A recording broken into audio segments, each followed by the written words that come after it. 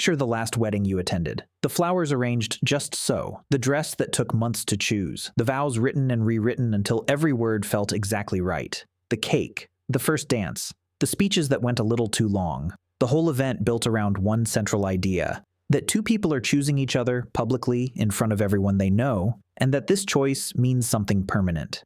Now ask yourself a question that almost nobody ever thinks to ask. Where did that idea come from? Not the flowers, not the cake. The idea underneath all of it. The idea that a romantic partnership should be declared out loud, witnessed by a community, and marked by a ritual. That idea is far older than any religion, far older than any civilization. And the answer to where it actually came from might permanently change the way you think about the most ordinary romantic gestures in your life. Start with the thing that gets said at almost every wedding in some form. The line about two becoming one. It sounds ancient because it is ancient, but here is what nobody tells you. The original version of that idea had almost nothing to do with love. Nothing to do with romance. Nothing to do with the feelings in the chest that modern culture places at the center of the entire institution. Marriage, in its earliest documented forms, was a property arrangement, a labor contract, a military alliance, a way of managing resources, consolidating land, and building alliances between families who would otherwise have no reason to trust each other. The anthropologist Helen at Rutgers University has spent decades studying the evolutionary roots of human pair bonding, and her research points to something that sounds almost brutal when you say it plainly. Pair bonding in early human societies was almost certainly driven by survival economics long before it was ever driven by emotional attachment. You paired with someone because the pairing gave you a better chance of staying alive. The feelings, she argues, came later, or rather, they were always there, but they were not the point. They were the biological mechanism that made the arrangement feel worth maintaining. So when did humans actually start pairing up at all?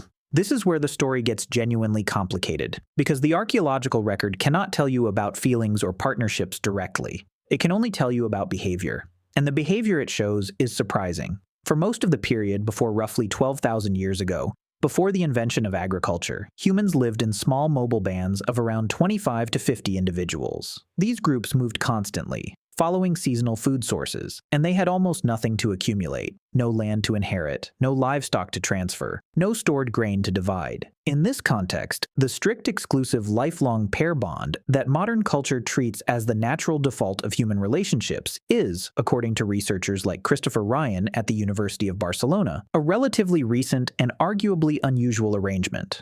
Ryan's analysis of hunter-gatherer societies and primate behavior, published in his 2010 study of prehistoric human sexuality, suggests that early human social structures were far more fluid and cooperative than the modern model of marriage implies. This does not mean ancient humans were not emotionally attached to partners. It means the formal, ritualized, publicly declared version of that attachment is a specific cultural technology invented at a specific moment in history for specific practical reasons.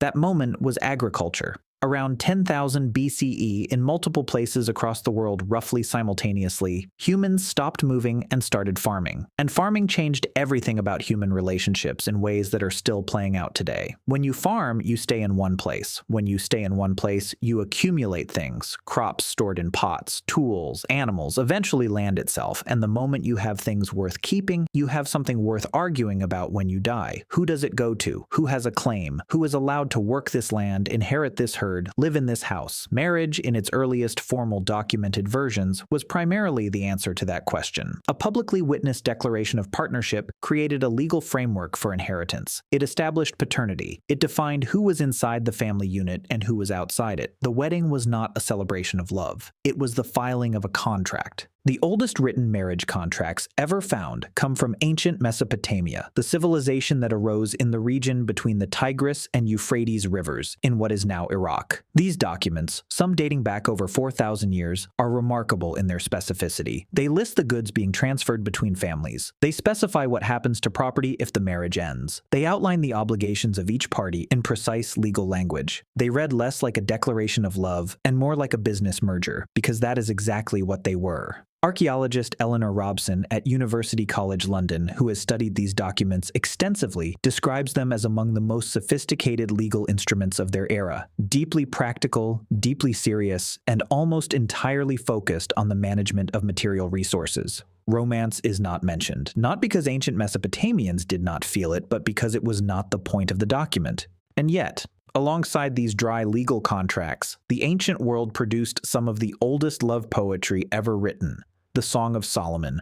Ancient Egyptian love poems dating back 3,500 years, written in a voice that sounds startlingly modern in its longing and tenderness. Sumerian hymns to the goddess Inanna that describe romantic and physical desire with an openness that would raise eyebrows at a contemporary poetry reading. The feelings were always there. Humans have always fallen for each other with the same biochemical intensity that your brain experiences today. Anthropologist Helen Fisher's neuroimaging research found that the brain in the early stages of romantic love activates regions associated with reward, motivation, and craving that are virtually identical across cultures and across recorded history. That neural pattern is ancient. It predates civilization. It probably predates language. What changed was not the feeling, but the institution built around it. Here is where the wedding itself, as a specific public ritual, becomes interesting. Because if marriage was primarily a legal and economic arrangement, why did it need a ceremony at all? Why not just sign the contract and get on with it? The answer lies in what public ritual actually does in a community, and it is something that anthropologists have documented so consistently across so many cultures that it has become a foundational concept in the study of human societies. Public rituals create social reality. They make abstract agreements real and enforceable, not just between the two people making them, but in the eyes of everyone who witnesses them. A marriage witnessed by the whole community is a marriage the whole community knows about and can be called upon to uphold. It shifts the arrangement from a private understanding between two individuals to a social fact embedded in the collective memory of everyone present. Evolutionary psychologist Robin Dunbar at Oxford University, best known for his research on social group sizes in primates, has written extensively on the function of ritual in early human communities. His argument is that shared rituals, including marriage ceremonies, activate what he calls the social bonding mechanisms of the human brain, particularly the endorphin release associated with group synchrony and shared experience. When a community gathers to witness a union, the collective act of witnessing strengthens not just the bond between the couple, but the cohesion of the group itself. The wedding feast, the shared meal, the dancing, the music, the public declarations, none of these elements are decorative. They are social technology. They serve a real function in binding a community together around a new social unit being added to its structure. This explains something that is otherwise puzzling about weddings across history. Every culture that has ever been documented has some form of marriage ritual. Not most cultures, every single one. Separated by oceans and centuries with zero contact, human societies from ancient Mesopotamia to indigenous communities in the Amazon to early Chinese dynasties to pre-colonial African kingdoms all developed some public ceremonial form of marking a pair bond.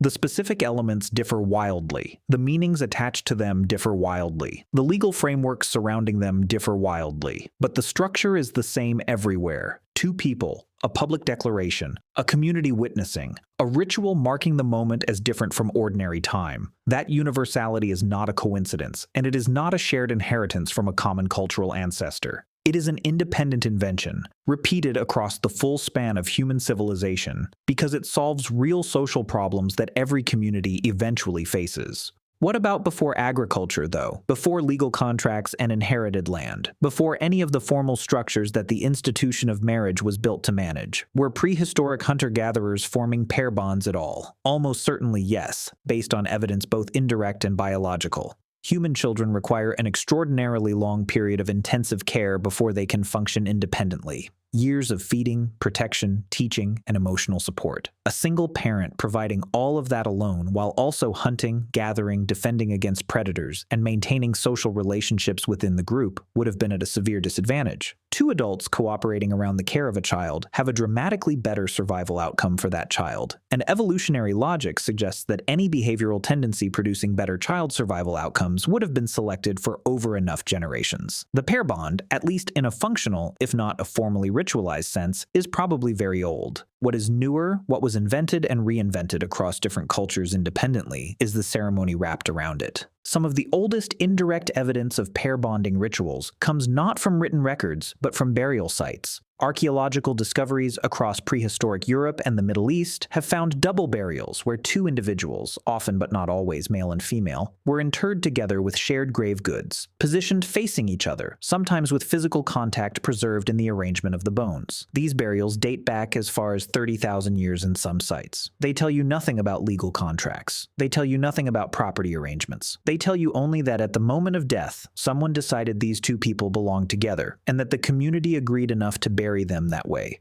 That is not evidence of a wedding ceremony, but it is evidence of something the community recognized as a meaningful bond, something worth honoring, something worth marking.